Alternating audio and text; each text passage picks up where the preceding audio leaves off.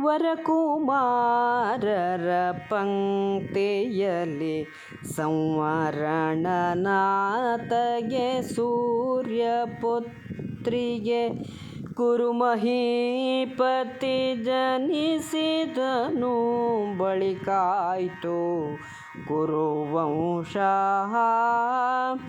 ವರಪರಂಪರೆಯೋಳ್ ಪ್ರತೀಪನು ಧರಣಿಪತಿಯಾತನಲ್ಲಿ ಶಂತನು ಧರೆಗಧೀಶ್ವರನಾಗಿ ಬೆಳಗಿದ ನರಸ ಕೇಳಿಂದ.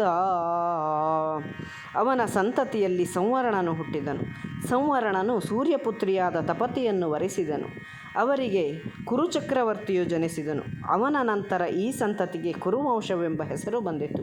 ಈ ಪರಂಪರೆಯ ಪ್ರತೀಪನೆಂಬ ರಾಜನ ಮಗನು ಶಂತನು ಚಕ್ರವರ್ತಿ.